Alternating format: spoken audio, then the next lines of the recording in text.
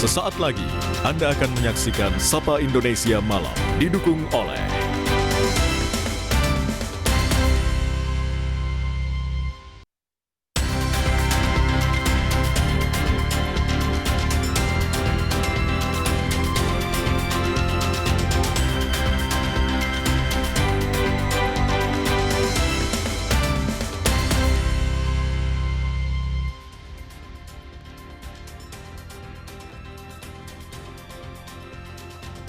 Halo, selamat datang kembali di Sapa Indonesia Malam. Saudara, buruh di Jakarta gelar aksi unjuk rasa tolak upah minimum provinsi tahun 2026. Buruh sebut UMP Jakarta tidak masuk akal karena lebih kecil dari upah Bekasi dan Karawang. Lalu bagaimana solusi dari situasi ini? Malam hari ini kami juga menyoroti soal polisi yang sudah menggelar konferensi pers kasus anak bunuh ibu kandungnya di Medan, Sumatera Utara. Lalu apa sebenarnya motif di balik kasus pembunuhan ini? Benarkah ada kaitannya dengan game online? Dua informasi ini saudara akan jadi sajian utama kami di Sapa Indonesia malam hari ini. Saya Audrey Chandra. Dan saya Radhi Saputro, kita jelang selengkapnya Sapa Indonesia Malam hari ini.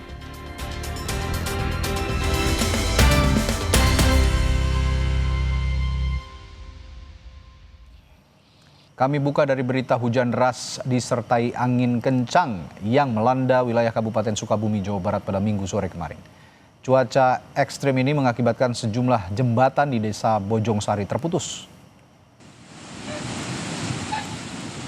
Lanjut, jembatan Bea Kerajet, penyematan, akses jalan, yuk. Hujan deras yang mengguyur wilayah Kabupaten Sukabumi, Jawa Barat mengakibatkan dua aliran sungai Ciangsana dan Citalahap di Desa Bojongsari, Kecamatan Nyalindung, Kabupaten Sukabumi, Jawa Barat meluap hingga menghancurkan 3 jembatan penghubung antar desa. Selain merusak jembatan penghubung, luapan sungai juga membuat puluhan hektar sawah terendam dan dipastikan gagal panen. Sementara itu, Badan Penanggulangan Bencana Daerah BPBD mencatat ada 2 kecamatan yang dilanda bencana banjir serta tanah longsor, yakni di Kecamatan Nyalindung dan Jampang Tengah, Kabupaten Sukabumi, Jawa Barat.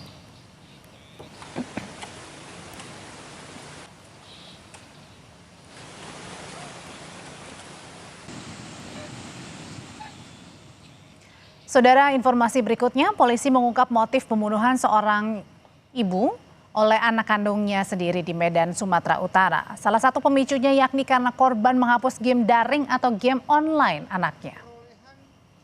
Anak yang berhadapan dengan hukum atau ABH berusia 12 tahun saat membunuh ibunya. Dalam konferensi pers, polisi mengungkap ABH sempat melihat ibunya mengancamnya serta kakak dan ayahnya dengan pisau. Polisi menduga permainan game online yang berkaitan dengan pembunuhan juga turut menjadi pemicu sang anak membunuh ibu kandungnya. Polisi kini telah memeriksa 37 saksi dan ahli dalam kasus ini.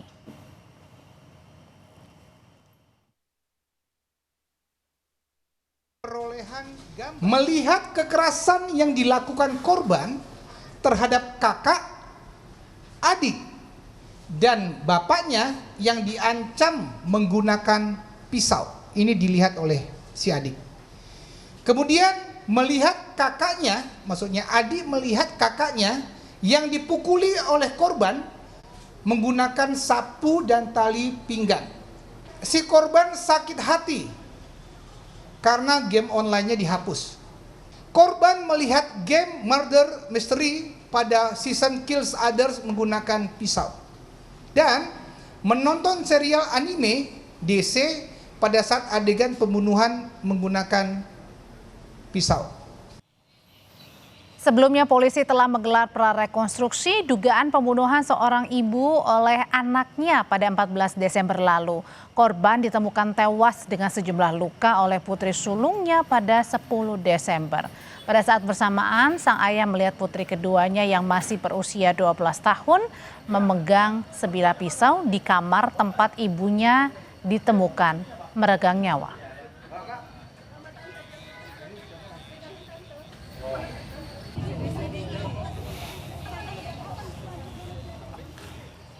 Informasi berikutnya, 16 lansia meninggal dalam kebakaran sebuah panti jompo di Manado, Sulawesi Utara. Sementara belasan orang lainnya luka-luka.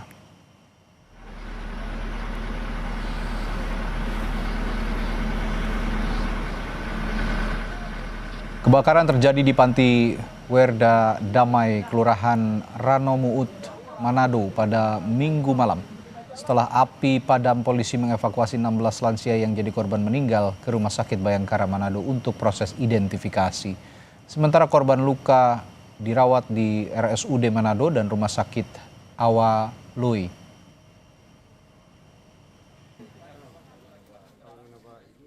Tadi sudah diidentifikasi kembali untuk apa masih ada korban di dalam, tapi DP situasi masih akan dicek kembali. 6 armada, 6 atau 7. Polisi masih menyelidiki penyebab kebakaran Panti Jompo Damai di Manado dan olah TKP telah berlangsung sejak Senin siang. Polisi telah mengambil sejumlah barang seperti abu dan arang, kabel listrik, serta barang-barang elektronik untuk identifikasi penyebab kebakaran. Polisi juga telah memasang garis polisi untuk kepentingan penyelidikan.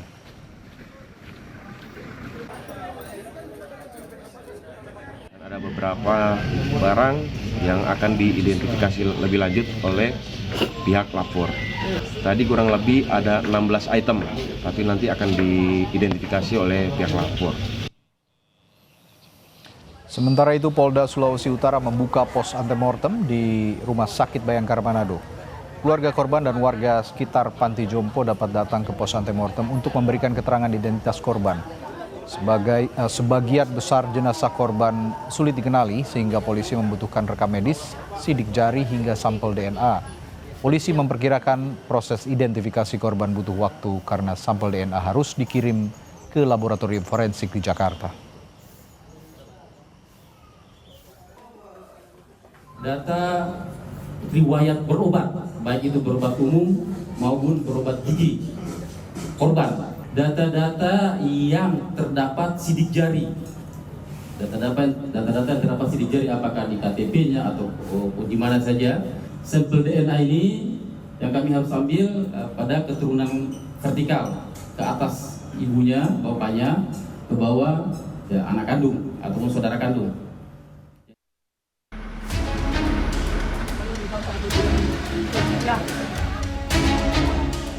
16 orang lansia tewas dalam kebakaran Panti Jompo Damai di Kota Manado pada Minggu malam. Sejumlah keluarga telah berdatangan ke pos antemortem Polda Sulawesi Utara untuk menyerahkan sejumlah data korban. Mereka masih menanti polisi selesai mengidentifikasi jenazah keluarga mereka. Nanti jenazah sini, soalnya ada 2 oma yang pakai tongkat, ada yang satu selamat. Ada yang satu itu tuh oma itu yang pencari yang dilaporkan. Ya, ada kata yang temukan jenazah, ada yang pakai tongkat. Barang-barang yang nanti mau dipakai untuk antemortem mungkin anting atau cincin ya, dengan baju terakhir dengan tongkat. Polisi mengungkap 35 orang lansia tinggal di Panti Jompo Damai tersebut. Selain korban jiwa, 15 korban luka dirawat di rumah sakit, sementara 4 orang lainnya telah dijemput keluarga pasca kebakaran.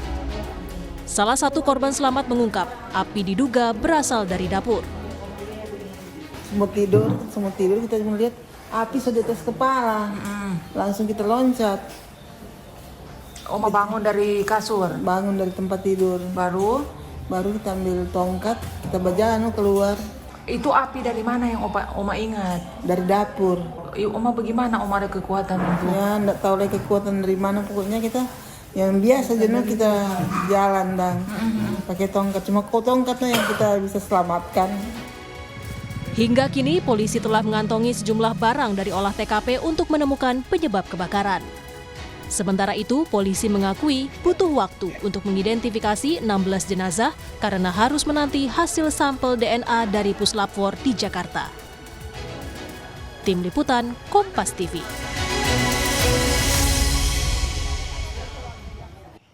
Saudara, proses identifikasi jenazah dan penyelidikan kebakaran Panti Jompo masih berlangsung. Kita tanyakan lebih lanjut perkembangan terkininya bersama jurnalis Kompas TV Yana Mika Singal dan juru kamera Doni Arai. Yana, setelah olah tempat kejadian perkara tadi, apakah polisi sudah mengungkap penyebab kebakaran? Ya, selamat malam Radi dan juga saudara. Perkembangan terkini dari proses kebakaran Panti Jompo Damai Kota Manado tadi siang memang telah dilakukan proses olah TKP oleh pihak kepolisian dari Polda Sulawesi Utara bersama dengan Polresta Kota Manado. Tim yang terjun di lapangan sudah mengambil sejumlah sampel untuk melakukan proses identifikasi terhadap apa yang menjadi penyebab dari kebakaran tersebut. Namun pihak kepolisian juga menyatakan bahwa proses penyelidikan masih terus dilakukan. Hingga petang ini belum ada keterangan resmi atau kesimpulan resmi yang disampaikan oleh kepolisian berkaitan dengan apa yang menjadi penyebab kebakaran dari panti Werda tersebut. Namun kami tadi sempat mewawancarai salah satu korban dari lansia yang merupakan penghuni di panti Werda tersebut bahwa pada saat kejadian pada Minggu malam kebakaran diduga berasal dari bagian belakang gedung bangunan yang merupakan dapur dari panti Werda, tempat di mana para lansia ini tinggal dan menginap. Radi. Oke, itu tadi masih diselidiki penyebab pastinya, namun tadi ada api yang berasal dari bagian dapur ya, berdasarkan keterangan dari salah satu lansia yang Anda mintai keterangan. Saya juga ingin tahu bagaimana proses identifikasi jenazah di sana ya. Apakah ada kendala dari keluarga atau rumah sakit dalam proses identifikasi korban hari ini? Ya, sampai saat ini saya melaporkan dari pos antemortem Rumah Sakit Bayangkara Polda Sulawesi Utara. Hingga saat ini kami masih memantau ada sejumlah perwakilan keluarga korban yang memang datang melapor kepada pihak petugas dari Polda Sulawesi Utara untuk melaporkan identitas dan sekaligus melakukan pengambilan sampel untuk keperluan tes DNA karena berdasarkan keterangan dari Kabid Dokes Polda Sulawesi Utara, untuk proses identifikasi ke-16 korban kebakaran ini memang membutuhkan setidaknya 3 faktor, yakni rekam medik, kemudian sidik jari, ataupun tes DNA. Nah, dari 3 sektor tersebut memang yang paling memungkinkan untuk dilakukan proses identifikasi karena 15 jenazah korban kebakaran ini semuanya sudah dalam kondisi hangus terbakar, sehingga perlu proses identifikasi menggunakan tes DNA. Di mana proses tes DNA ini membutuhkan sampel, baik sampel darah dari keluarga vertikal ataupun membutuhkan sampel dari rongga mulut. Dan kami memantau di pos antemortem ini sejumlah keluarga, kami mendapat data sudah ada kurang lebih 10 keluarga yang sudah dilakukan proses pengambilan sampel. Dan untuk sampel ini sendiri memang harus dikirimkan dari Kota Manado menuju Jakarta karena Polda Sulawesi Utara belum memiliki laboratorium untuk menentukan proses atau hasil dari pencocokan tes DNA yang telah dilakukan. Radi. Baik, terima kasih. Jurnalis Kompas TV Yanomika Singal dan juru kamera Doni Arai melaporkan langsung dari Manado, Sulawesi Utara. Tetap bersama kami, saudara. 3 orang yang masih satu keluarga ditemukan tewas di dalam rumah, diduga mereka menjadi korban pembunuhan di Situbondo, Jawa Timur. Polisi pun masih mencari terduga pelaku. Selengkapnya kami kembali.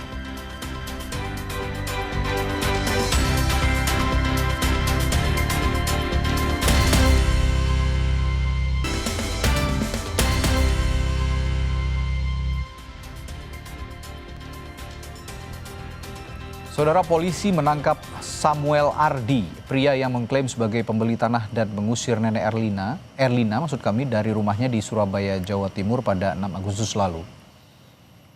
Samuel dibawa masuk untuk menjalani pemeriksaan lebih lanjut. Samuel ditangkap polisi usai dilaporkan oleh nenek Erlina berusia 80 tahun karena diduga telah mengusir dan melakukan kekerasan secara bersama-sama.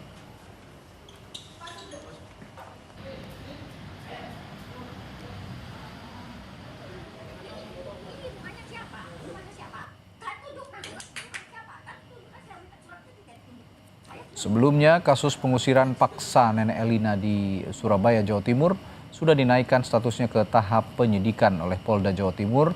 Direktorat Reserse Kriminal Umum Polda Jawa Timur menaikkan proses hukum dugaan kekerasan dan pengusiran nenek Erlina ini di Surabaya ke tahap penyidikan setelah memeriksa 6 orang saksi, termasuk nenek Erlina yang jadi pelapor dan korban pengusiran. Dalam kasus ini, polisi juga menyita 1 unit mobil pickup yang diduga digunakan sebagai sarana untuk mengangkut barang nenek Erlina. saat pengusiran terjadi di kawasan Dukuh Kuwuan, Sambikerep, Surabaya pada Agustus 2025 lalu.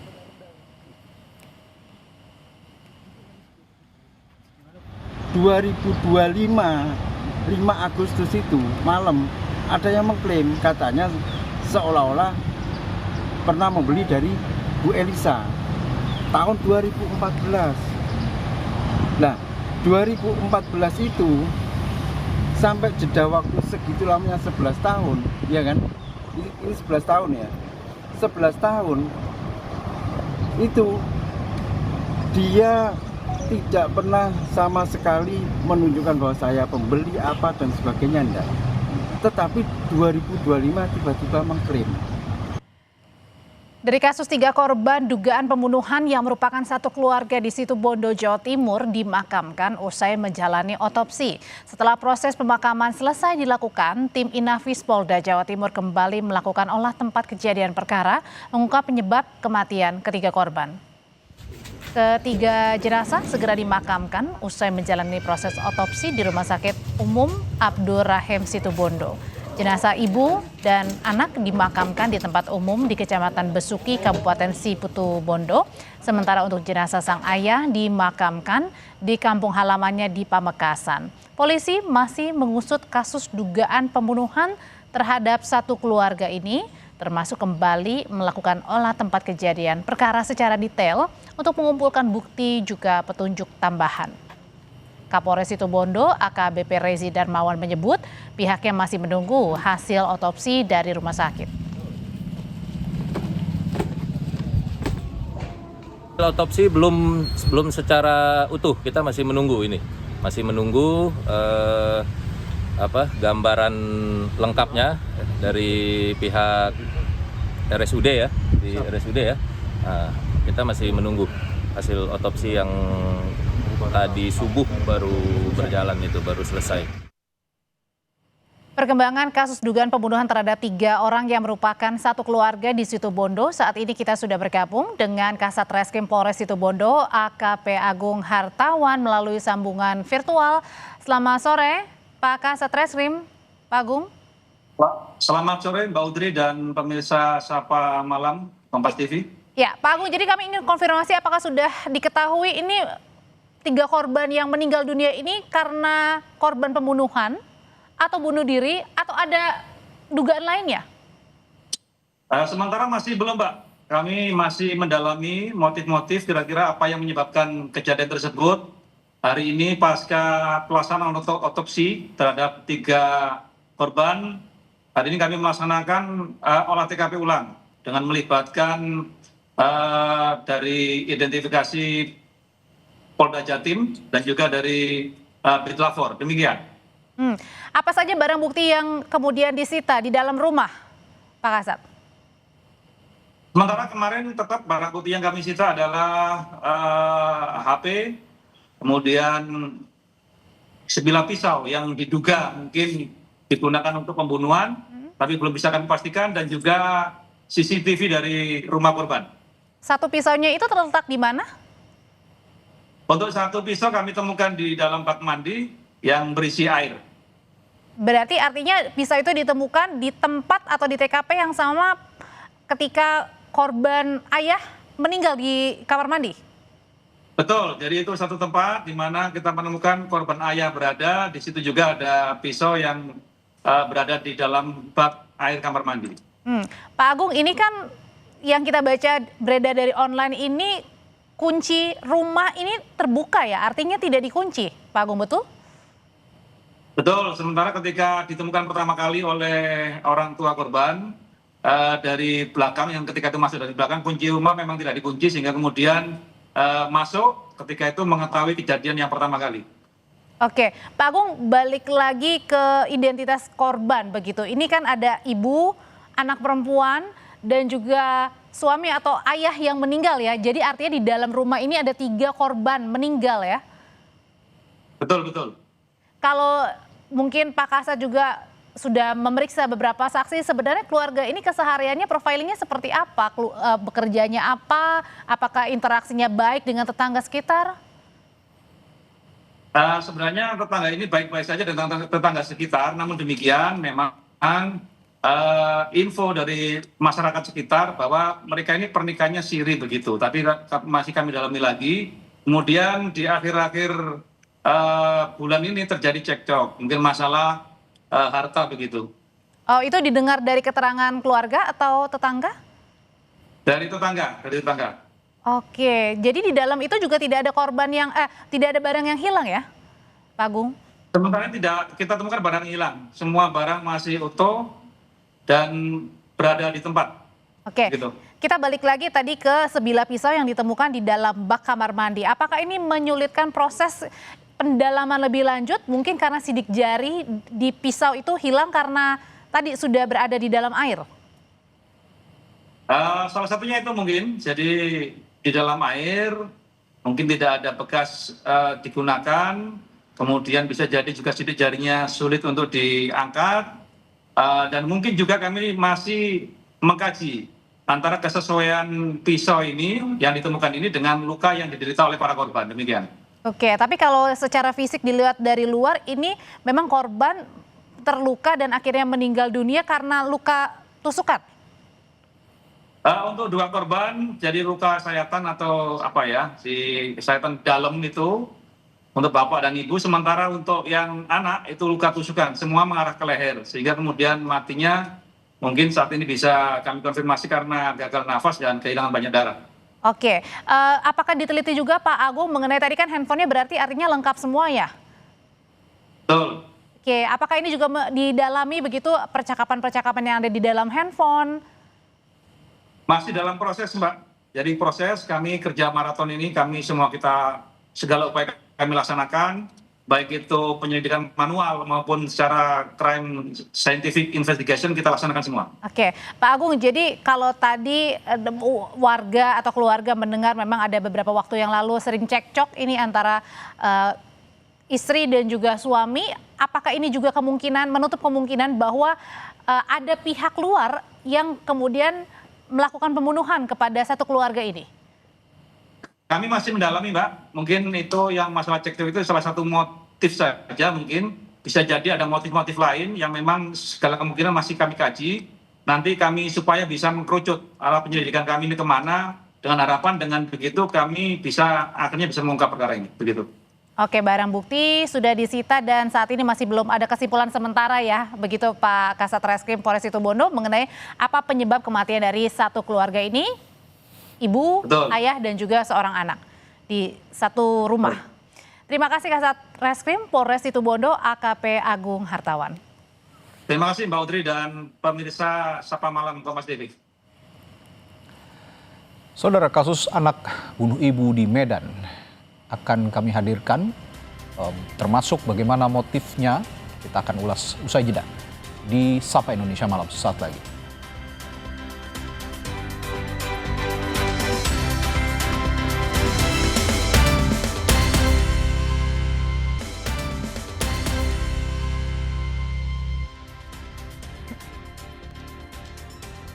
Saudara, polisi mengungkap motif pembunuhan seorang ibu oleh anak kandungnya sendiri di Medan, Sumatera Utara. Salah satu pemicunya adalah karena korban menghapus game daring atau game online anaknya. Anak yang berhadapan dengan hukum atau ABH berusia 12 tahun saat membunuh ibunya. Dalam konferensi pers sore tadi, polisi mengungkap ABH sempat melihat ibunya mengancam serta kakak dan juga ayahnya dengan pisau. Polisi menduga permainan game online yang berkaitan dengan pembunuhan juga turut jadi pemicu sang anak membunuh sang ibu. Polisi telah memeriksa 37 saksi dan ahli dalam kasus ini.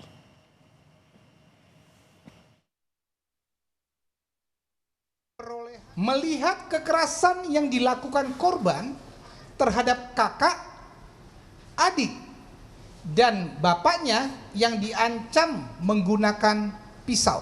Ini dilihat oleh si adik. Kemudian melihat kakaknya, maksudnya adik melihat kakaknya yang dipukuli oleh korban menggunakan sapu dan tali pinggang. Si korban sakit hati karena game online-nya dihapus. Korban melihat game murder mystery pada season Kills Others menggunakan pisau. Dan menonton serial anime DC pada saat adegan pembunuhan menggunakan pisau. Sebelumnya polisi telah menggelar prarekonstruksi dugaan pembunuhan seorang ibu oleh anaknya pada 14 Desember lalu. Korban ditemukan tewas dengan sejumlah luka oleh putri sulungnya pada 10 Desember. Pada saat bersamaan, sang ayah melihat putri keduanya yang masih berusia 12 tahun memegang sebilah pisau di kamar tempat ibunya ditemukan meninggal dunia.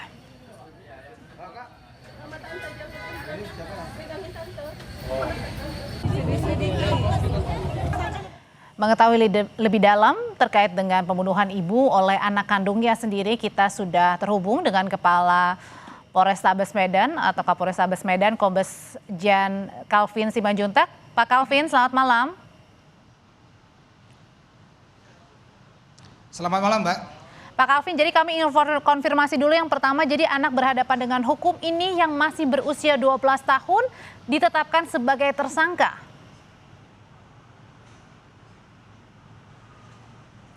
Betul, anak berkonflik dengan hukum pada saat penanganannya melakukan tindak pidana terhadap ibu kandungnya. Kemudian berdasarkan hasil pemeriksaan, penyelidikan dan penyidikan lanjutan yang berdasarkan scientific investigasi dengan pendampingan yang ada, baik dari Bapas, KPAI, Peksos, kemudian juga ada dari psikolog juga. Jadi kita gelar, kemudian kita bisa menyimpulkan dan sudah paparkan tadi siang tadi, Mbak.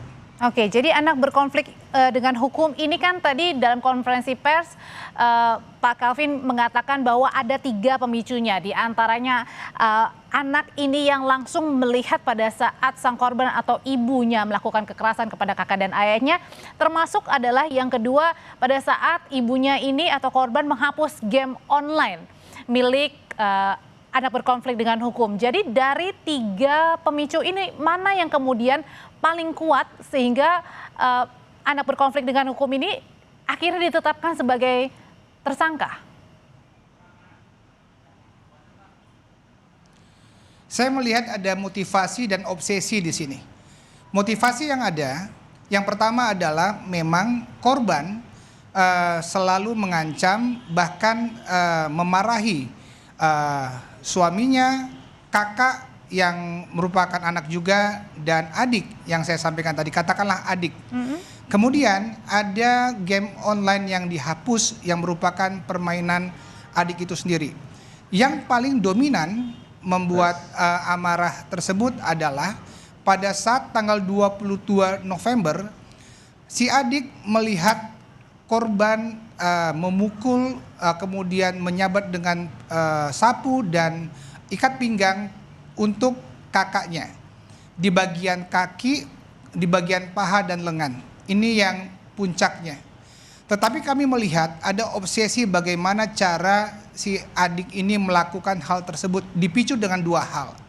Yang pertama adalah adik ini tertarik dengan menonton film anime yang ada salah satu episodenya tersebut dilakukan perbuatan tidak pidana dengan menggunakan pisau. Kemudian ada salah satu game online juga, Mystery Murder, dan itu juga yang obsesi pada saat melakukan tindak pidana dengan menggunakan pisau tersebut. Jadi secara motivasi dan obsesi itu yang saya jelaskan tadi. Pak Calvin, tadi kan anak melihat ya, salah satunya terinspirasi karena bermain dan menonton film atau game gitu ya. Nah, apakah mungkin si adik ini ada pertanyaan-pertanyaan bahwa apakah dia sadar dengan apa yang dilakukan?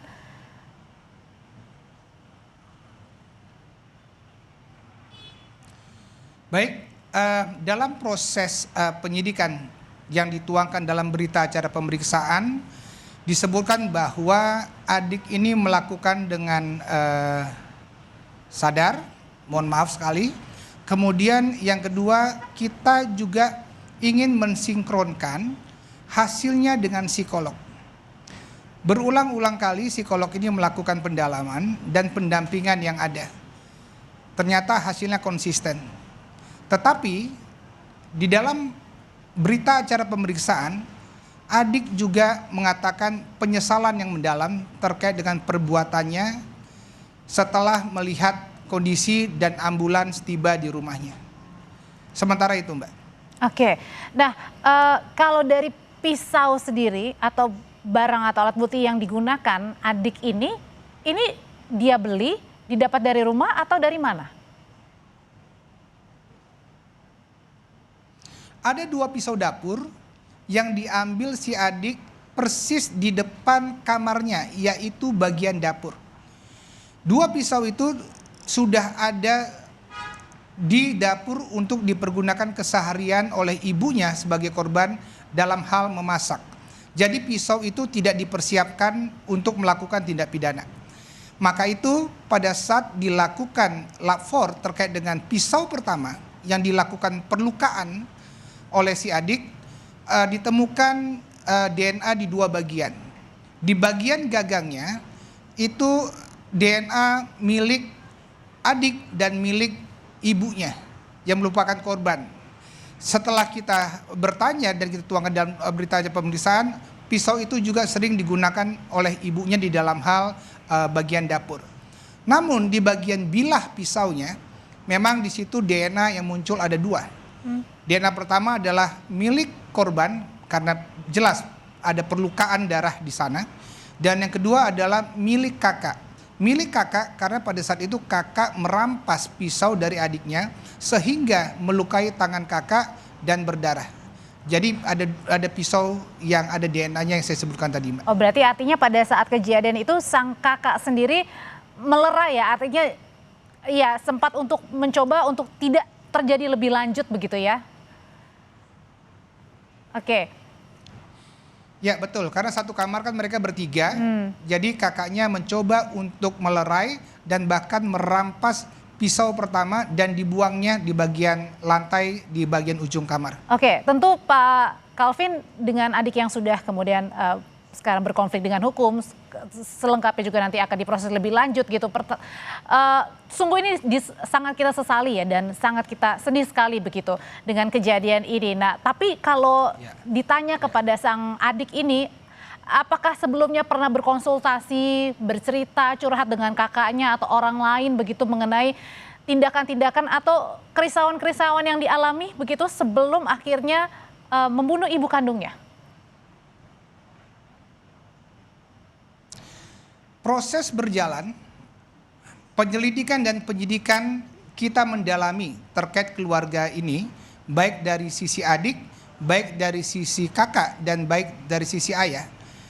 Kedua anak ini sangat dibatasi sekali untuk berhubungan, berkomunikasi dengan pihak luar. Jadi memang sangat tertutup sekali keduanya. Kemudian Pak Calvin, yang kedua, mohon maaf, saya potong sebentar. Tidak ada omongan apapun sebelumnya. Mohon maaf Pak, kita potong sebentar, kita akan jeda dulu untuk mendengarkan kumandang azan maghrib bagi wilayah Jakarta dan juga sekitarnya.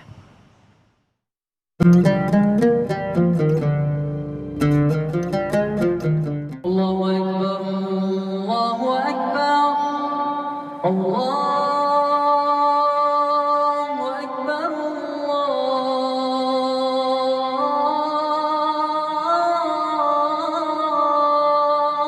Allahu Akbar. Asyhadu an la ilaha illallah.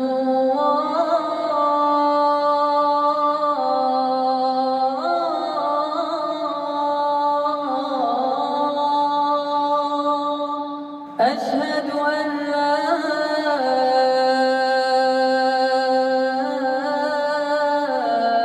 إله إلا الله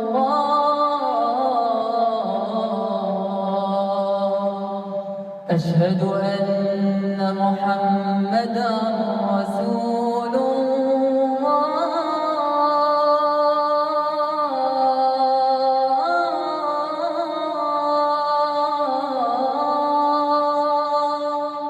أشهد أن محمدا رسول الله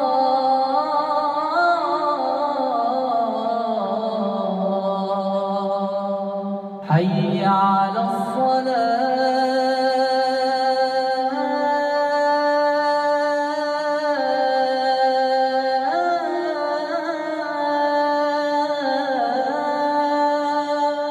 حي على الصلاة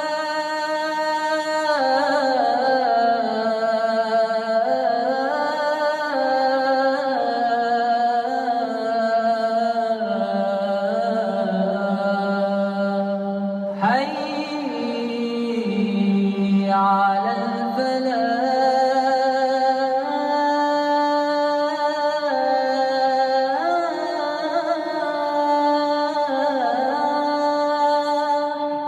حي على الفلاح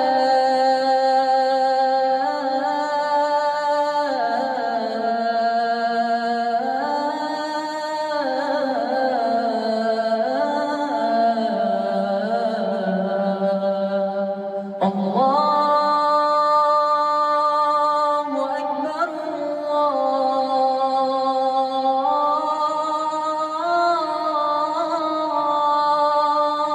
الله أكبر لا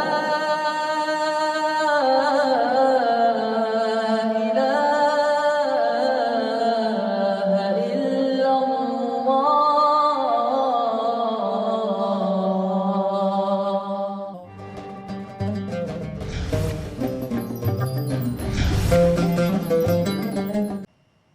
Terima kasih Anda masih bersama kami di Sapa Indonesia Malam. Melanjutkan pertanyaan saya sebelumnya, Pak Calvin, pernah nggak adik ini ya curhat begitu dengan apa yang ia lihat sebelum melakukan tindakan membunuh ibunya, termasuk mungkin kepribadiannya gimana keseharian anak adik ini? Baik, untuk kedua anak ini memang sangat dibatasi sekali untuk berkomunikasi keluar. Karena kedua anak ini, kakak dan adik ini sangat akrab sekali.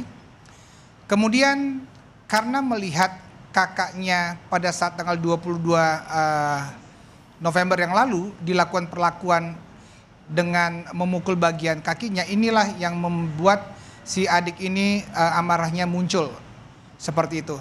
Namun demikian, untuk komunikasi keluar berdasarkan hasil pemeriksaan di area rumah dengan tetangga dan lain-lain, bahkan di sekolahnya, kita melihat bahwa keluarga ini cenderung sangat tertutup dan tidak terlalu terbuka untuk komunikasi dengan tetangga-tetangganya. Namun kalau penilaian dari sekolahnya terkait dengan si anak adik ini sangat pintar, sangat cerdas, kemudian beberapa kali ada perlombaan selalu menjuarainya. Demikian, Mbak. Oke, berarti aktif juga ya dan pintar begitu ya. Berarti artinya kalau dilihat secara biasa gitu tidak kelihatan lah ya. Biasa saja adik itu ya. Tidak ada yang menyangka terkait dengan kejadian tanggal 10 itu, Mbak. Oke, baik dari sisi kakaknya, karena malamnya baik-baik saja. Oke, Pak Calvin, kalau gitu ini kan anak baru berusia 12 tahun. Gimana proses pendampingan hukumnya? Pada saat terjadinya tindak pidana, posisi usia anak adalah 12 tahun 37 hari. Proses pendampingan wajib diberikan di dalam hal pemenuhan hak-hak mendasarnya. Hak sekolah, pendidikan, hak agama beribadah, hak untuk bermain, dan hak untuk belajar, dan seterusnya itu kita berikan. Pada saat tanggal 10 juga, pasca terjadinya tindak pidana, anak tersebut kita bersama dengan pendampingan di dalam hal untuk interogasinya juga diberikan pendampingan. Karena kami tahu betul bahwa masa depan anak ini masih panjang sekali, dan saat ini anak cukup senang berdasarkan ada pendampingan dari Dinas Sosial, KPAI, dan seterusnya. Sudah ditanyakan, ternyata anak ini sangat berinteraksi baik dengan polwan-polwan yang ada di PPA, dan dari gambaran-gambaran yang ada bernyanyi, ya puji Tuhan semuanya berjalan dengan lancar, Mbak. Oke, dengan proses-proses lebih lanjut yang dijalani oleh adik ini, artinya juga memang tidak ada orang lain ya, atau terduga pelaku lain yang kemudian bersama-sama bersama-sama dalam kasus pembunuhan ini? kami mendalami secara deduktif ke induktif dan induktif ke deduktif. Pada saat kami tarik ke belakang, kejadian tanggal 10, kami mengambil CCTV di tanggal 9 dan di tanggal 8 yang mengarah ke pintu gerbang rumahnya. Dijelaskan di situ terakhir, korban yang merupakan ibunya itu masuk terakhir di tanggal 8 November. Dan sampai dengan kejadian di tanggal 10, pukul 04.00, korban tidak pernah keluar rumah. Yang masuk dan keluar rumah untuk berangkat ke kantor dan ke sekolah itu hanya kedua anaknya dan bapaknya atau suaminya. Dan di situ dilihat tidak ada satupun orang lain selain keluarga inti yang masuk ke rumah dan keluar rumah. Itu secara deduktif yang kita lihat dari luar. Namun secara induktifnya kita melihat di dalamnya, di rumah, di dalam kamarnya, atau di rumahnya pertama itu ada 2 lokasi, lantai 1 dan lantai 2. Hanya kedua lokasi itu. Tapi kita fokuskan yang di dalam kamar, kita melihat pada saat prarekonstruksi kemarin, itu hanya ada 3 orang saja di dalam. Ibunya, kakaknya, dan adiknya. Dan juga dikuatkan dengan secara saintifik dari hasil laboratorium forensik bahwa terkait dengan darah, terkait dengan bilah pisau, terkait dengan sisa-sisa jejak yang ada di dalam kamar, itu tidak ada jejak lain kecuali jejak yang dimiliki DNA kakak, DNA korban, dan DNA si adik. DNA ayahnya saja tidak ada di dalam kamarnya. Seperti itu, Mbak. Satu pertanyaan terakhir, Pak Calvin, anak ini tadi Bapak bilang terkenal pintar, begitu. Dikenal pintar, kemudian berinteraksinya juga baik. Tapi kemudian tidak ada yang menyangka mungkin pada saat itu luapan emosi akhirnya menyebabkan ia berani membunuh ibunya sendiri. Nah, terinspirasi juga tadi salah satunya karena bermain game atau menonton begitu. Apa imbauan yang bisa Bapak sampaikan kepada yang menonton saat ini, baik kepada orang tua maupun juga kepada keluarga, supaya kasus ini tidak ada lagi?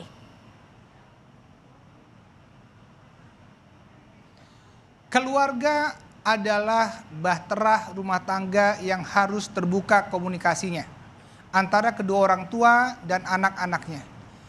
Kita orang tua harus mengetahui perkembangan anaknya, anaknya juga harus bercerita banyak tentang keberadaannya kepada orang tuanya.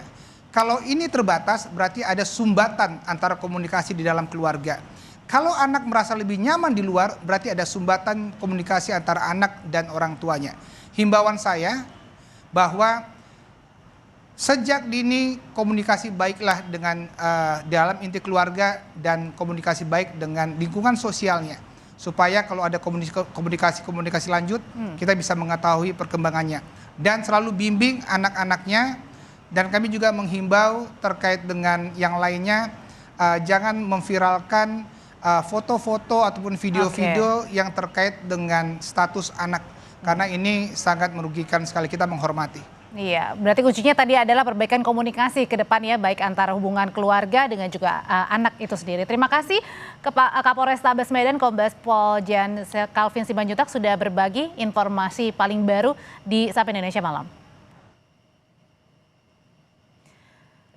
Tetaplah bersama kami saudara, usai jeda Radi Saputra akan kembali dengan informasi dari buruh Jakarta yang menolak UMP 2026. Buruh menyebut UMP Jakarta tak masuk akal karena kenaikannya ini lebih kecil dari Bekasi dan Karawang. Kenapa, kita bahas usai jeda.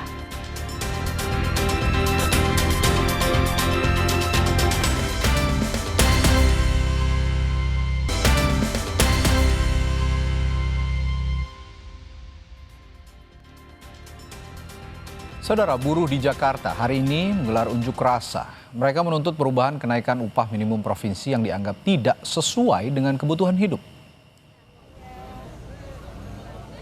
Dalam aksi kali ini, buruh yang tergabung dalam KSPI Jakarta dan Jawa Barat mengajukan 2 tuntutan. Di antaranya menolak besaran UMP yang ditetapkan Gubernur Jakarta senilai 5,7 juta rupiah. Mereka menuntut kenaikan UMP di angka 5,89 juta rupiah sesuai dengan kebutuhan layak yang ditetapkan BPS. Jika tuntutan ini tidak diterima oleh Gubernur Jakarta, maka KSPI akan mengajukan gugatan ke PT UN.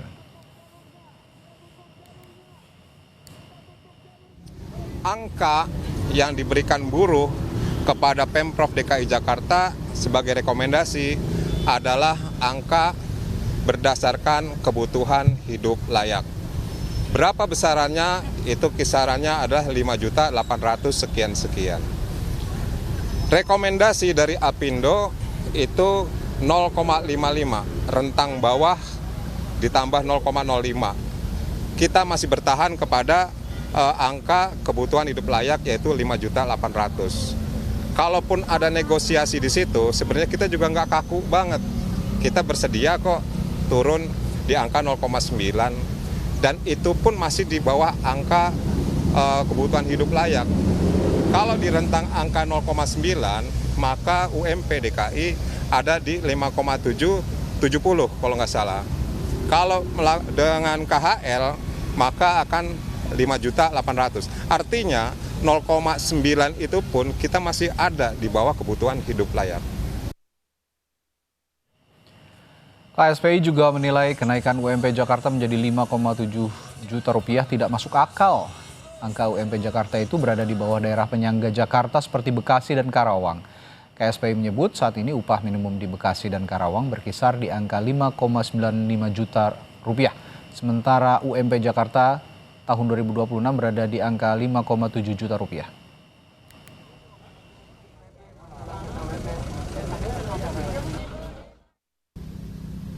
Apakah masuk akal pabrik panci di Kerawang upahnya lebih tinggi dengan buruh atau pekerja yang bekerja di gedung-gedung pencakar langit ini? Standard Chartered, Bank Mandiri, ya, Bank BNI, kantor-kantor pusat perminyakan, upahnya lebih rendah dari pabrik panci di Kerawang. Upahnya lebih rendah dari pabrik plastik di Bekasi. Upah minimum di Bekasi dan Kerawang kira-kira sekitar 5,95 juta rupiah. Jauh lebih tinggi dari upah minimum Provinsi Jakarta yang sudah dinaikkan 5,73 juta rupiah. Apakah masuk akal? Harusnya gubernur melihat itu. Wakil Gubernur Jakarta Rano Karno merespons penolakan kelompok buruh terhadap kenaikan upah minimum Jakarta menjadi 5,7 juta rupiah. Ia berjanji akan mengajak kelompok buruh untuk duduk bersama dan berdiskusi. Wagub Rano Karno mengingatkan penetapan UMP Jakarta sudah melewati proses yang panjang, mulai dari keputusan Dewan Pengupahan, lalu berlanjut ke persetujuan tripartit antara pemerintah daerah dengan pengusaha dan juga buruh. Rano mengklaim Pemprov Jakarta terbuka atas segala bentuk aspirasi karena ruang untuk penolakan juga masih terbuka, bisa melalui Peradilan Tata Usaha Negara atau PT-UN. Boleh saya minta tepuk tangan? Pengupahan itu terdiri dari tripartit. Di situ ada pemerintah daerah, ada buruh dan ada pengusaha. Kalaupun Pak Gubernur sudah mengeluarkan pergub, itu melalui proses panjang. Apakah nanti kawan-kawan buruh akan demo atau protes, itu kembali kepada hak. Cuman marilah kita duduk bersama. 5,7 sebetulnya komponen Jakarta juga mengeluarkan subsidi untuk teman-teman buruh. Misalnya apa? Transportasi. Misalnya sembako murah. Saudara, buruh Jakarta tolak besaran UMP Jakarta. Buruh sebut UMP Jakarta tidak masuk akal karena lebih kecil dari upah di Bekasi dan Karawang. Kita dalami soal UMP Jakarta ini bersama Presiden Konfederasi Serikat Pekerja Indonesia KSPI Said Iqbal dan juru bicara dan juga staf khusus Gubernur Jakarta Ciko Hakim. Selamat malam Bung Said dan Ciko. Selamat malam. Assalamualaikum. Waalaikumsalam warahmatullahi wabarakatuh. Saya ke Bung Ciko dulu. Tadi kan kalau di berita pengantar Bang Wagub, Bang Rano tuh sudah bilang bahwa ini sebenarnya sudah tripartit nih, sudah pemerintah, sudah buruh juga dan juga pelaku usaha atau pengusaha. Tapi bagaimana sebenarnya proses musyawarah penetapan ini? Pengusaha dan pemerintah dan juga buruh. Mengapa hasilnya tetap lebih rendah dari UMP di Bekasi serta Karawang meski biaya hidup di Jakarta lebih besar, Bung Ciko? Yang pertama memang begitulah proses yang harus dilalui ketika kita menentukan angka di mana UMP itu ditetapkan. Pastinya sudah ada proses melalui Dewan Pengupahan yang terdiri dari unsur buruh, pengusaha, dan juga Pemprov DKI Jakarta. Kami dari Pemprov DKI Jakarta tentu menjunjung tinggi hak-hak demokrasi bagi siapapun yang ada di Republik ini dan tentu menghargai aspirasi yang tumbuh setelah UMP ini ditetapkan. Namun kami ingin juga menyampaikan bahwa sesungguhnya untuk buruh yang bekerja di Jakarta dan berKTP Jakarta tentunya ada insentif-insentif lain yang didapat yang berbeda apabila buruh tersebut bukan KTP Jakarta atau bekerja di tempat di luar Jakarta dan tentunya bukan warga dari Jakarta itu sendiri. Kita punya yang namanya kartu pekerja yang juga untuk bisa digunakan bebas membayar terkait dengan tarif-tarif transportasi yang ada seperti MRT, LRT maupun busway, dan itu kalau dihitung subsidinya itu per orang untuk MRT bisa mencapai Rp616.000 per bulan. Begitu juga LRT sekitar Rp220.000 dan juga ada Transjakarta juga. Nah ini artinya sebenarnya apa yang didapat dengan angka 5,73 tadi yang disampaikan tentunya ada pengurangan-pengurangan karena tadi argumentasinya tentu terkait dengan biaya hidup yang layak. Biaya hidup yang layak ini tentunya mengingat bagaimana mengeluarkan dana atau uang untuk bertransportasi di Jakarta itu memang tidak murah.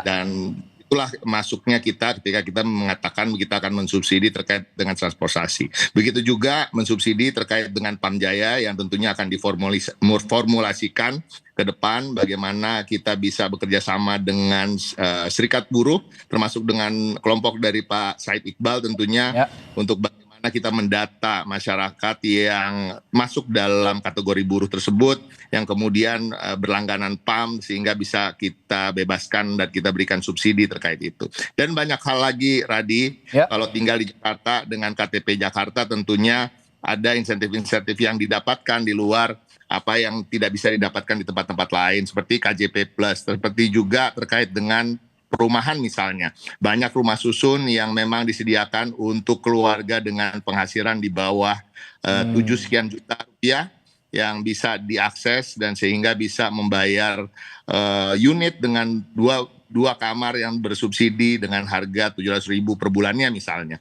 Jadi sebenarnya kita berharap teman-teman buruh bisa memahami karena memang kondisi ekonomi dunia maupun nasional yang rasa-rasanya agak sulit untuk kita bisa terlalu progresif. Sesungguhnya kalau dibilang maunya, tentunya maunya Pemprov DKI Jakarta, apalagi Pak Gubernur Pramono Anung yang sering menyampaikan visi misinya terkait dengan membangun Jakarta dari bawah, tentunya ingin sekali menyejahterakan buruh sesejahtera-sejahteranya. Dan itulah mengapa kita juga memikirkan terkait insentif yang bisa kita berikan, kita mengambil jalan tengah. Karena juga kita tahu ada burden, ada beban-beban bagi para pengusaha yang kemudian hari-hari ini juga tidak sedang terlalu baik-baik saja di dunia usaha. Oke. Dari penjelasannya Bung Ciko tadi, Bung Said, apakah sudah make sense? Karena Anda menyebutnya sebelumnya it's not make sense, tidak masuk akal gitu. Mengingat tadi juga kalau kata Bung Ciko kan ada insentif kalau di Jakarta katanya ada insentif untuk transportasi, insentif untuk Pamjaya, ada insentif juga untuk rumah dan lain-lain. Bagaimana penjelasan Anda? Sebagaimana yang telah kami sampaikan bahwa ada beberapa alasan mengapa buruh Jakarta, sekali lagi bukan sekelompok buruh ya, silakan diperiksa di berita acara, semua serikat buruh menolak konsep yang diajukan oleh pemerintah yang nilai alfanya 0,75 sehingga menghasilkan upah minimum menjadi 5,73 juta rupiah. Jadi bukan sekelompok, seluruh buruh Jakarta. Yang pertama alasannya kebijakan upah minimum ini akhirnya mengakibatkan daya beli makin kepukul lagi. Kenapa? Karena nggak mencapai 100% KHL. KHL yang dibuat oleh KHL itu kebutuhan hidup layak ya. Kebutuhan hidup layak. KHL yang dibuat oleh BPS itu adalah bukan KHL yang diatur dalam Permenaker nomor 18 tahun 2020 loh. itu lebih tinggi lagi. Ini KHL yang hanya mengambil kebutuhan dasar, ya, the floor paling dasar sekali, yaitu makanan, minuman, sewa rumah, sisi transportasi dan beberapa item yang lainnya. Kalau yaitu nilainya 5,89 juta. Karena dari 5,73 juta rupiah per bulan lebih rendah dari 5,89 juta rupiah, berarti daya beli turun. Nggak bisa mencapai kebutuhan hidup layak. Bahkan BPS survei biaya hidup Jakarta tuh 15 juta loh. Untuk mencapai 15 juta, sepertiganya saja yang 5,89 juta rupiah, gubernur tidak memenuhi. Nah sekarang kalau daya beli makin menurun, apa yang akan terjadi? PHK. Tidak akan ada yang beli barang. Oleh karena itu kita meminta sekurang-kurangnya revisi menjadi upah minimum itu ya udahlah KHL aja 100%, 5,89 juta rupiah. Agar daya beli naik sedikit. Yang kedua tadi nggak masuk akal. Apakah biaya hidup di Jakarta lebih rendah dari Bekasi dan Kerawang? Nggak masuk akal. Upah minimum di Jakarta 5,73 juta rupiah per bulan, di Bekasi sekitar 5,95 juta rupiah, Bekasi dan Kerawang. Masa pabrik panci upahnya di atas pekerja standar charter, Bank Mandiri, perusahaan minyak, gedung-gedung pencakar langit. Gubernur kan make sense. Sebenarnya saya udah ketemu gubernur, kebetulan diterima oleh beliau 2 hari sebelum diputuskan. Saya ingatkan, jangan lebih rendah dari Bekasi dan Karawang. Nah, tapi gubernur rupanya tetap menggunakan kesepakatan para gubernur di seluruh Indonesia. Ini saja menurut kami ya melawan kebijakan Presiden Prabowo. Menteri Tenaga Kerja mengusulkan Alpa tertinggi itu 0,8. Dicoret. Apindo mengusulkan angka tertinggi Alpa, dicoret oleh Presiden. Yang dipakai siapa? Usulan buruh. Alpanya sama dengan 0,9. Ada ruang di mana gubernur bisa naikin menjadi mendekati atau sama dengan Karawang dan Bekasi. Kenapa nggak diambil itu? Berarti kan ada sesuatu yang tidak make sense ya. Yang terakhir tentang tadi subsidi, insentif itu untuk masyarakat umum, tidak ada kaitannya dengan upah. Ini udah dari zamannya Pak Anies. Kan kami yang mengusulkan waktu itu, waktu zaman Pak Anies. Nah, saya ambil contoh laporan dari perusahaan di Cilincing dan di Pulau Gadung. Ada satu perusahaan 300 karyawan penerima upah minimum. Yang dapat subsidi cuma 15 orang. Berarti kan cuma 5%. Padahal yang lain penerima upah minimum. Nah, mungkin tadi ada kategori yang KTP-nya Jakarta. Gubernur ini gubernur orang yang bekerja di Jakarta. Bukan bicara tentang kebijakan masyarakat Jakarta.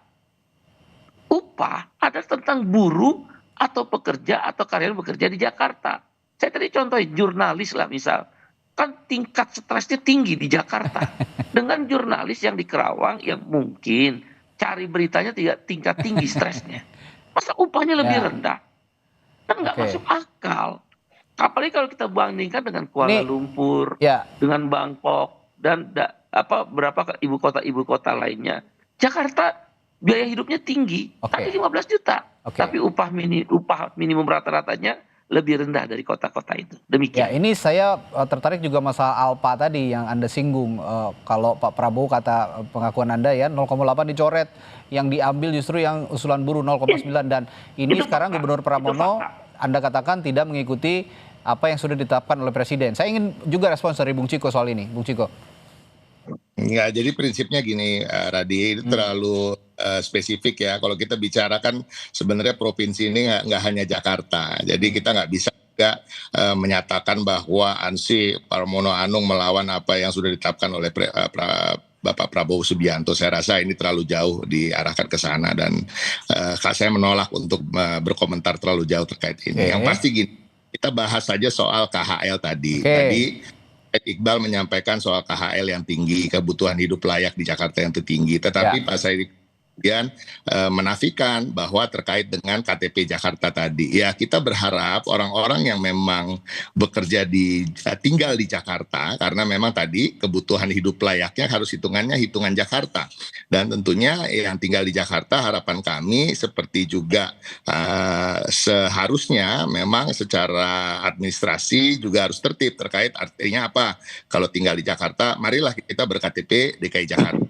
Ya, kita juga justru menguntungkan untuk berKTP DKI Jakarta itu sangat menguntungkan. Itu tadi saya sampaikan. Saya setuju dengan Pak Said Iqbal, memang program ini bukan program yang memang baru diluncurkan terkait dengan insentif, terkait dengan benefit-benefit yang didapatkan. Tetapi harapan kami tadi terkait dengan kebutuhan hidup layak, tentunya bicara soal kebutuhan hidup layak di Jakarta. Artinya ada masyarakat yang tinggal di Jakarta, buruh yang tinggal di Jakarta, yang kemudian secara administrasi diharapkan berKTP Jakarta. Itu yang pertama. Yang kedua, terkait dengan kebutuhan hidup layak, terkait dengan yang ditetapkan oleh BPS misalnya, itu kan belum memasukkan unsur apabila ada subsidi-subsidi. Nah, itu makanya kita tetap menyebut bahwa di Jakarta ini ada subsidi-subsidi terkait dengan transportasi yang tadi jumlahnya bisa sampai 1 jutaan ke atas, terkait dengan nanti akan diadakan subsidi untuk air minum, ada juga subsidi tadi bahan-bahan dasar termasuk dengan perumahan tadi bisa mendapatkan rusun dengan harga sewa yang sangat rendah,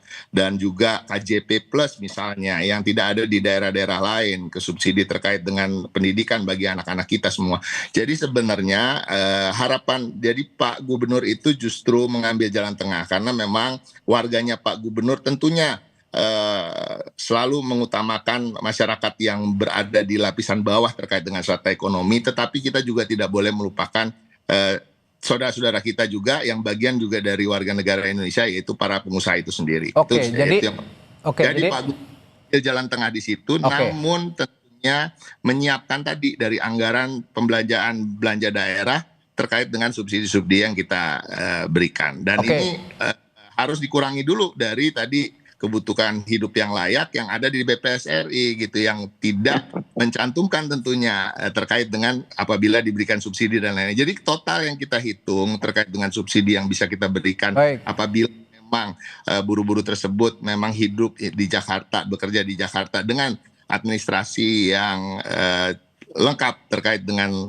KTP Jakarta dan lain-lain, itu bisa mencapai 1,4 sampai 2,1 juta rupiah. Jadi harapan kami kebutuhan hidupnya bisa lebih terpenuhi. Bicara juga soal kebutuhan hidup, berarti subsidi-subsidi itu tadi Anda menganggapnya bahwa bicara soal daya beli masyarakat itu tidak akan terganggu ya, Bung Ciko ya? Saya akan tanyakan itu nanti setelah jeda di Sapa Indonesia Malam. Tetap bersama kami.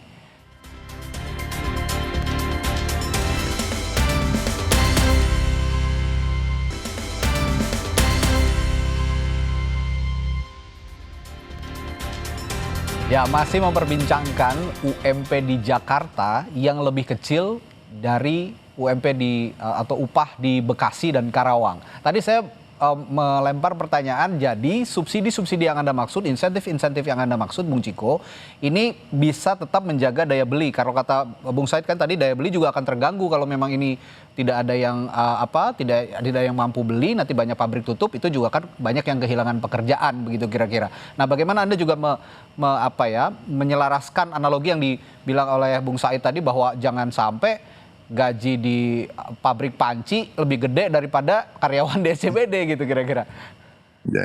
Ya, analoginya sangat menarik ya, dan cukup ini punchline-nya cukup keras itu.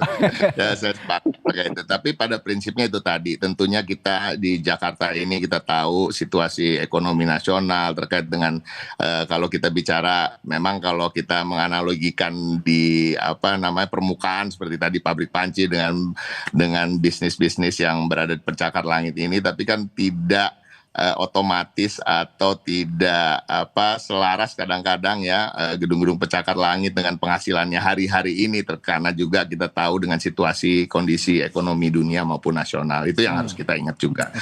Namun tentunya tadi saya ingin menekankan bahwa Bapak Gubernur Pramono Anung dan Pak Wakil Gubernur Rano Karno tetap menghargai aspirasi yang timbul dan muncul, dan tentunya ruang dialog tadi disampaikan oleh Bapak Wakil Gubernur selalu terbuka, namun sampai hari ini memang keputusan itu masih stand di 57,3 Ya, dan tentunya tadi ditambah dengan janji ya, dan juga apa yang sudah ada termasuk dengan KJP Plus itu udah ada terkait dengan transportasi, tentunya itu tinggal diurus ya, kartu pekerja Jakarta, dan terkait dengan yang akan diadakan terkait dengan subsidi pangan, subsidi air minum dan lain-lain, Pamjaya yang ke depan akan diformulasikan. Tapi semoga pada prinsipnya kami di Pemprov di bawah kepemimpinan Bapak Gubernur Pramono Anung menginginkan yang terbaik bagi seluruh warga Jakarta, khususnya para buruh dan para pekerja di lapisan strata bawah terkait dengan ekonomi, dan mudah-mudahan kita semua bisa keluar dari permasalahan dan persoalan ekonomi.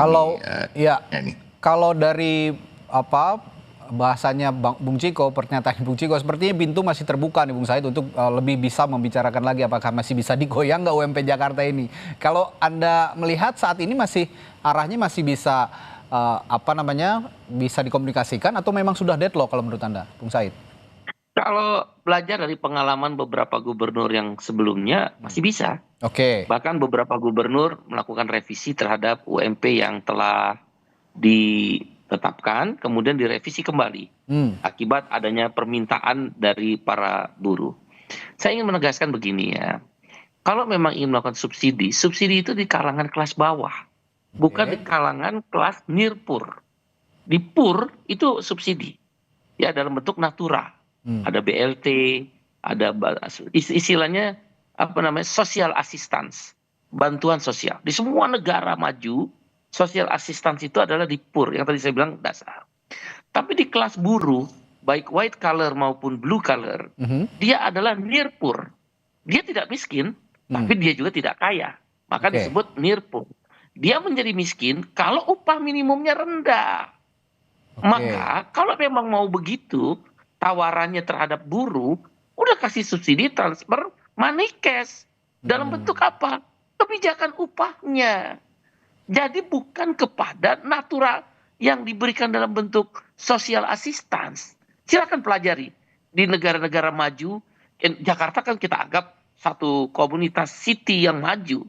Kota yang sangat maju. Makanya BSPS memberikan survei biaya hidup 15 juta. Bukan kami tidak setuju dengan insentif. Itu bagus. Tapi di pur. Tapi apakah Anda tidak takut, Bung Said, maaf saya potong.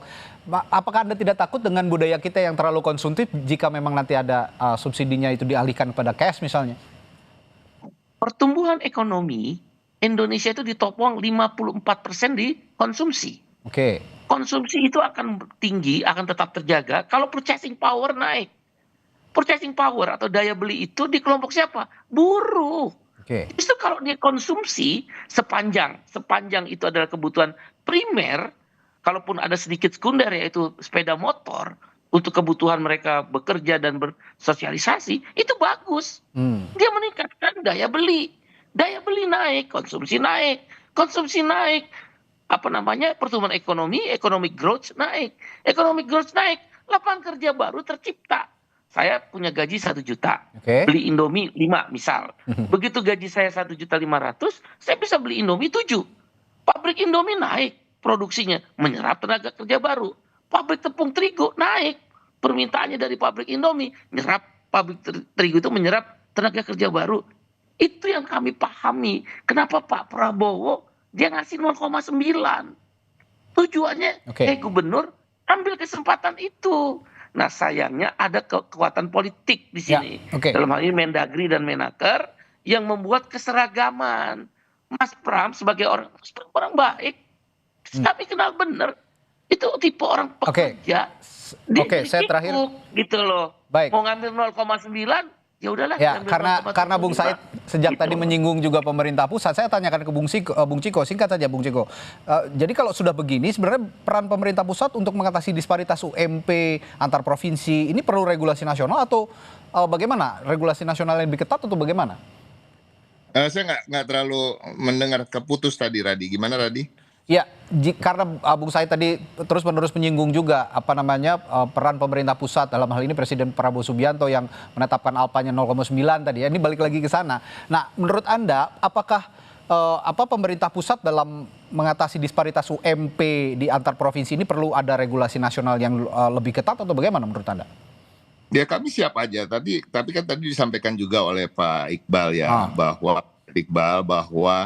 tadi ada perbedaan kembali lagi. Pak Prabowo setuju yang 0,9, tetapi kemudian perubahan lagi di Kemendagri dan Kemenaker dan hal-hal seperti itu. Tapi pada prinsipnya kalau hubungan DKI Jakarta, Pemprov DKI Jakarta di bawah kepemimpinan Pak Pramono Anung, kami menganggap Pemprov atau pemerintah daerah adalah bagian dari kepanjangan tangan pemerintah pusat. Dan itu tidak berubah. Karena ini sesuai dengan undang-undang. Jadi kita tidak berdiri sendiri, apa-apa yang memang ditetapkan oleh pusat tentunya akan menjadi hal-hal yang samina wa ta'na, kira-kira begitu kami ikuti.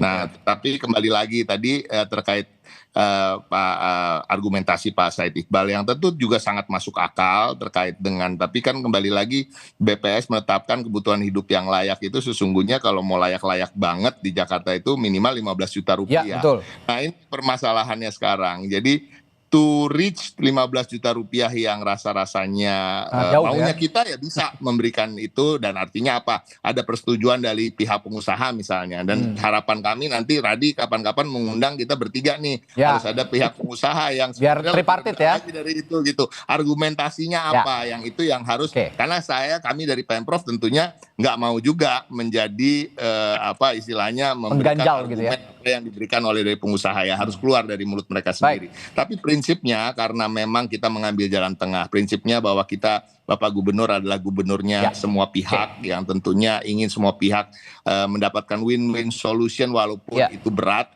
Tetapi tentunya tadi jalan tengahnya adalah tetap memberikan kenaikan dengan jumlah yang tadi disebutkan sampai 57,3, lebih tinggi daripada yang diinginkan para pengusaha walaupun tidak setinggi yang diinginkan oleh teman-teman buruh, tetapi tentunya kami barengi dengan hal-hal yang sifatnya terkait dengan insentif tadi. Tapi kalau tentunya tadi seperti disampaikan Pak Wagub Rano Karno, apapun aspirasi itu dan siapapun yang tentunya ingin menyampaikan secara langsung, pintu tetap terbuka untuk kita dialog. Ya, kalau dari pembicaraan kita malam hari ini sepertinya akan ada komunikasi lanjutan yang akan dibangun oleh buruh, pemerintah, dan juga kalau memang pengusaha perlu dilibatkan, memang tripartit komunikasinya akan lebih baik, termasuk juga pembicaraan-pembicaraan seperti ini lebih baik memang nanti di lain waktu kita hadirkan juga ya dari sisi pengusaha. Baik, terima kasih Presiden Konfederasi Serikat Pekerja Indonesia KSPI Said Iqbal dan staf khusus Gubernur Jakarta Ciko Hakim telah berbagi perspektif malam hari ini di Sapa Indonesia Malam. Sampai jumpa lagi, selamat malam. Saudara, beragam peristiwa kecelakaan di laut terjadi di penghujung tahun. Salah satunya tenggelamnya KM Putri Sakinah di Pulau Padar, Labuan Bajo. Insiden ini membuat 4 orang hilang, namun 1 diantaranya pagi tadi telah ditemukan dalam kondisi meninggal. Kami hadirkan informasinya di Sapa Indonesia Malam sesaat lagi.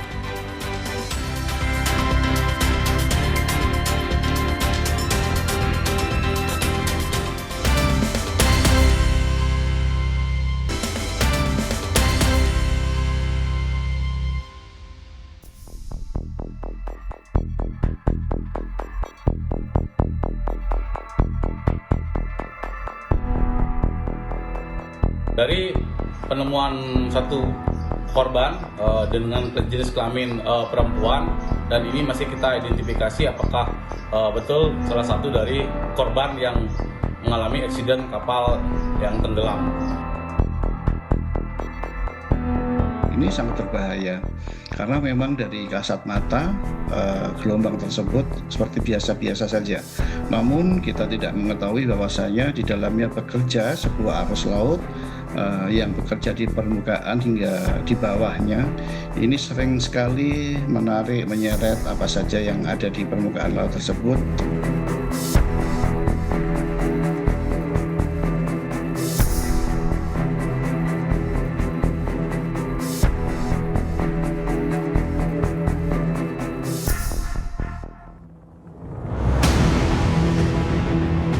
Waspada, cuaca ekstrim kerap terjadi di penghujung tahun. Angin kencang, hujan lebat, dan gelombang tinggi di perairan tidak hanya melumpuhkan aktivitas, tetapi juga merenggut nyawa dan meninggalkan duka. Dari laut hingga udara, dari permukiman hingga kawasan wisata, cuaca buruk memicu rangkaian kecelakaan yang tak bisa dianggap sebagai peristiwa terpisah. Alam memberi tanda kesiapsiagaan yang tak bisa diprediksi akibatnya. Di Labuan Bajo, 4 warga negara asing asal Spanyol dilaporkan hilang. Kejadian ini bermula saat kapal motor Putri Sakinah membawa 11 penumpang di perairan antara Pulau Komodo dan Pulau Padar, Kabupaten Manggarai Barat tenggelam karena di sekitar perairan dilanda cuaca buruk dan gelombang dengan ketinggian kurang dari 2 meter yang mengakibatkan kapal tersebut terbalik dan akhirnya tenggelam. 7 penumpang berhasil dievakuasi dalam kondisi selamat, terdiri dari 2 turis asal Spanyol, 4 kru kapal, dan 1 pemandu wisata. Pencarian terhadap 4 korban WNA Spanyol masih terus diupayakan di tengah cuaca yang terus berubah. Hingga pada Senin pagi 29 Desember 2025, hari ketiga pencarian, tim SAR menemukan 1 jenazah yang diduga salah satu dari 4 orang yang sebelumnya dilaporkan hilang saat kapal motor Putri Sakinah karam. Bahwa satu body pack, satu korban jenazah ditemukan kurang lebih 1 nautical mile dari lokasi titik duga kapal itu mengalami karam. Selanjutnya korban dievakuasi menuju ke pelabuhan Labuan Bajo dan dibawa menuju ke rumah sakit RSUD Labuan Bajo. Dari penemuan 1 korban dengan jenis kelamin perempuan, dan ini masih kita identifikasi apakah betul salah satu dari korban yang mengalami eksiden kapal yang tenggelam. Namun, tim SAR gabungan terus mencari korban lain yang masih hilang dengan memperluas area pencarian. Upaya pencarian tidak berjalan mudah. Cuaca ekstrim, gelombang tinggi, dan arus laut yang kuat menjadi tantangan utama bagi tim penyelamat. Fokus penyisiran diperluas di sekitar perairan Pulau Padar hingga radius 5,25 mil laut dari titik kejadian dengan mengerahkan unsur laut dari berbagai instansi. Tim penyelamat dari TNI, Polri, dan Dive Master bahkan telah diterjunkan langsung ke lokasi tenggelamnya kapal wisata Putri Sakinah untuk mencari para korbannya yang belum ditemukan sejak Jumat malam. Tragedi ini meninggalkan duka mendalam bagi keluarga korban. 4 korban yang dilaporkan hilang adalah Martin Carreras Fernando beserta 3 anaknya. Sementara itu, istri dan 1 anak perempuan korban berhasil selamat. Martin Carreras Fernando, 1 dari 4 orang yang hilang tersebut, merupakan pelatih Valencia CF Femenino B. Klub sepak bola Valencia CF bahkan telah mengonfirmasi kabar duka ini melalui pernyataan resmi. Pihak keluarga berharap proses pencarian dapat segera membuahkan hasil. First of all, from the bottom of our heart, we want to say thank you to all the people and all the groups that are involved in the rescue and from the search and the rescue mission. Thank you very much again. Without you, will be no hope. But keep pushing. Menyusul kecelakaan kapal wisata tersebut, Kementerian Pariwisata melarang sementara aktivitas perjalanan kapal wisata di wilayah Labuan Bajo hingga kondisi cuaca dinyatakan aman. Pemerintah melalui kantor Kesyah Bandaran Labuan Bajo sudah menutup sementara layanan surat persetujuan berlayar untuk tujuan Padar Komodo dan juga sekitarnya. Kami mengimbau kepada seluruh operator kapal wisata agar mematuhi arahan ini serta menghindari aktivitas wisata bahari hingga keadaan dinyatakan aman. Insiden lain yang terjadi di laut akibat cuaca buruk juga melanda kapal motor di perairan Kabupaten Pangkajene dan Kepulauan, Sulawesi Selatan. Kapal tersebut mengangkut 11 orang rombongan. 3 orang tewas dalam insiden itu, diantaranya merupakan Camat Liukang, Tupa Biring, Kabupaten Pangkep. Insiden tenggelamnya kapal terjadi pada Sabtu pagi, 27 Desember 2025, saat kapal tengah berlayar dari Sungai Pangkajene menuju Pulau Sarapo. Kapal itu membawa rombongan camat, relawan, dan sejumlah bantuan logistik. Saat perjalanan, kapal dihantam hujan lebat, disertai angin kencang yang menyebabkan kapal oleng hingga terbalik dan tenggelam. Cuaca buruk sehingga para penumpang kapal nahkoda kapal tidak mampu menguasai karena beberapa barang juga dimuat seperti semen dan peralatan bantuan yang akan diberikan sehingga kapal itu terbalik. Cuaca buruk di perairan Serangan Bali membuat sebuah kapal pinisi dilaporkan tenggelam setelah dihantam angin kencang dan hujan deras. Kapal tenggelam saat sedang berlabuh dan dalam proses perbaikan oleh teknisi dan anak buah kapal. Tidak ada korban jiwa. Bukan hanya laut, cuaca ekstrim juga mengganggu jalur udara. Sebuah pesawat gagal mendarat di Bandara I Gusti Ngurah Rai, Denpasar, Bali akibat cuaca buruk. Demi keselamatan, pilot memutuskan mengalihkan penerbangan ke Singapura. Dan setelah cuaca dinyatakan membaik, pesawat kembali ke Denpasar. Ya, kami dari sisi pengelolaan bandara bahwa yang kami utamakan itu adalah keselamatan dan keamanan penerbangan. Dan kemarin memang terdapat cuaca yang tidak mendukung sehingga seperti diketahui Bapak Ibu teman-teman bahwa ada salah satunya Emirat ya, itu go around, itu untuk keselamatan keamanan penerbangan. Dan sudah landing kembali di Denpasar dan semuanya lancar dan aman, operasional berjalan terkendali. Keputusan ini menegaskan keselamatan tetap menjadi prioritas utama, meski konsekuensinya adalah penundaan dan ketidaknyamanan. Badan Meteorologi, Klimatologi, dan Geofisika mengingatkan warga untuk mengantisipasi potensi cuaca yang tidak menentu selama sepekan ke depan di sejumlah wilayah di Indonesia. Bahkan BMKG juga sudah mengeluarkan peringatan akan adanya gelombang tinggi dan mengimbau masyarakat untuk tidak melakukan aktivitas di laut. Di sekitar perairan sebelah barat Sumatera, kemudian di perairan Samudra Hindia, di sebelah selatan Jawa Barat, sebelah selatan Jawa Tengah, Jawa Timur, juga sebelah selatan Bali hingga Nusa Tenggara.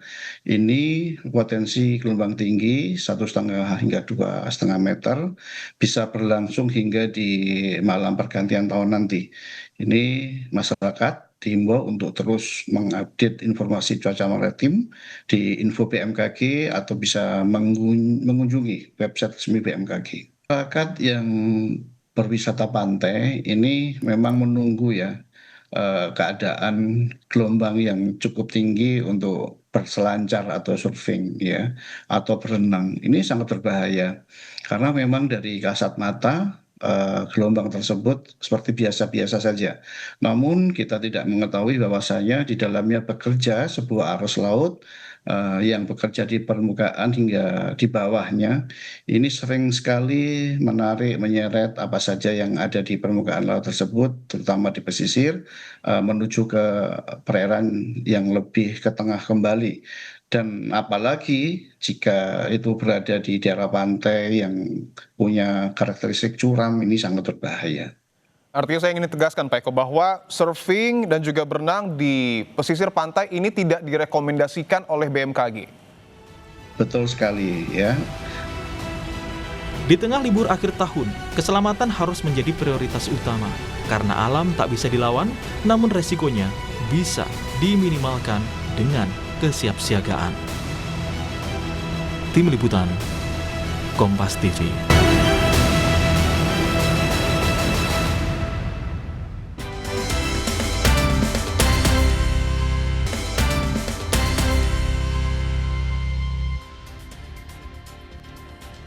Saudara, polisi menangkap Samuel Ardi, pria yang mengklaim sebagai pembeli tanah dan mengusir nenek Elina dari rumahnya di Surabaya, Jawa Timur, 6 Agustus lalu.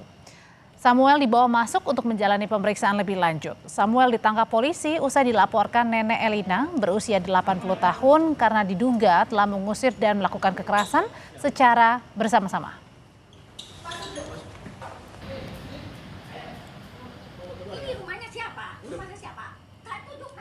Sebelumnya kasus pengusiran paksa nenek Elina di Surabaya sudah dinaikkan statusnya ke tahap penyidikan oleh Polda Jawa Timur. Direktorat Reserse Kriminal Umum Polda Jawa Timur menaikkan proses hukum dugaan kekerasan dan pengusiran nenek Elina di Surabaya ke tahap penyidikan setelah memeriksa 6 saksi termasuk nenek Elina yang jadi pelapor dan korban pengusiran. Dalam kasus ini, polisi menyita 1 unit mobil pickup yang diduga digunakan sebagai sarana mengangkut barang-barang nenek Elina saat pengusiran terjadi di kawasan Duku Kuwukan, Sambikerep, Surabaya bulan Agustus lalu. Melakukan pemeriksaan terhadap 6 orang saksi setelah kita naikkan penyidikan. Sebenarnya kasus ini sudah kami atensi, concern terhadap kasus ini sejak laporan polisi kami terima di tanggal 29 Oktober 2005. Kami akan melakukan penyelidikan dan hari kami meyakini periksa pidana, hari ini akan penyidikan dan hari ini kami bisa melapor saksi. Dari pihak pelapor, keluarga pelapor dan beberapa saksi yang ada di TKP. Ke berita selanjutnya, Saudara, satu kapal wisata yang tengah berlabuh tenggelam di dermaga Ping, Labuan Bajo, Manggarai Barat, Nusa Tenggara Timur. Dalam video amatir terlihat sebagian besar badan kapal telah terendam air. Di tengah guyuran hujan, kapal pinisi KM Dewi Anjani diketahui tengah lego jangkar atau berlabuh di sekitar pelabuhan. Tidak ada korban akibat peristiwa ini. Seluruh ABK dengan sigap menyelamatkan diri saat kapal perlahan tenggelam. Hingga saat ini belum diketahui pasti tenggelamnya kapal wisata ini akibat apa.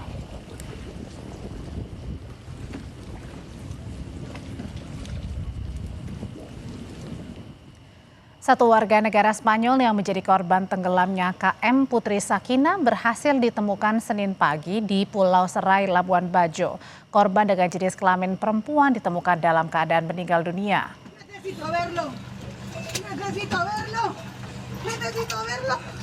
Tangis haru istri Martin Carreras Fernando pecah, Saudara, saat melihat sosok anaknya dalam kantung jenazah.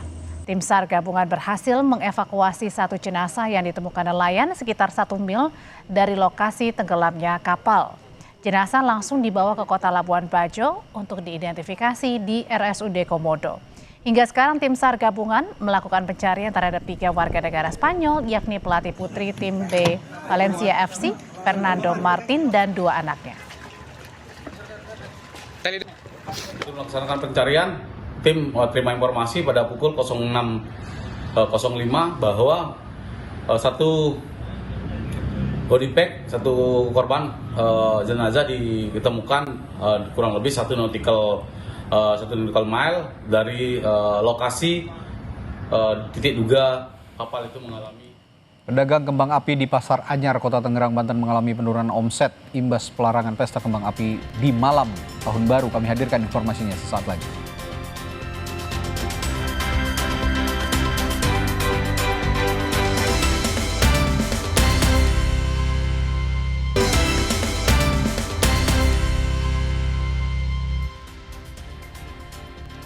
Saudara, adanya larangan pesta kembang api di malam pergantian tahun, pedagang kembang api di Pasar Anyar, Kota Tangerang, Banten alami penurunan omset sekitar 20%.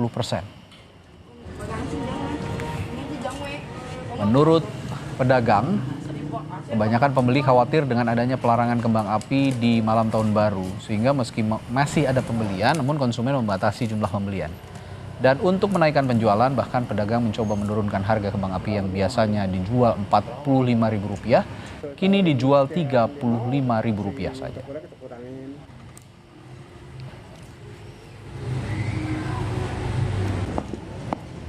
Wisata menikmati alam Yogyakarta dengan menaiki jeep di kawasan Merapi ramai kini jadi incaran liburan favorit wisatawan di akhir tahun. Wisata Jeep Merapi menawarkan berbagai pengalaman perjalanan dengan rute di sekitar lereng Merapi. Para pengunjung juga dapat memilih paket perjalanan terbaik mereka. Ada yang jaraknya pendek, kemudian ada juga jaraknya yang lebih jauh. Pihak pengelola Jeep Merapi menjelaskan destinasi ini aman karena rute perjalanan wisatawan merupakan jalur yang tidak terdampak erupsi.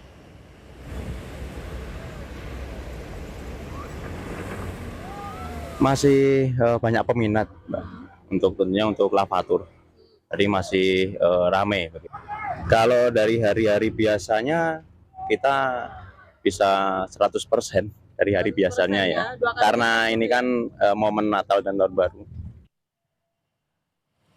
Dan tuntas sudah 2 jam kami berdua menemani Anda di Sapa Indonesia Malam. Dan di penghujung Sapa Indonesia Malam kami ingatkan untuk selalu penuhi kebutuhan hidrasi Anda sepanjang hari dengan air mineral yang pasti sejuknya. Saya Radi Saputro. Saya Aude Chandra pamit, selamat malam, sampai jumpa lagi.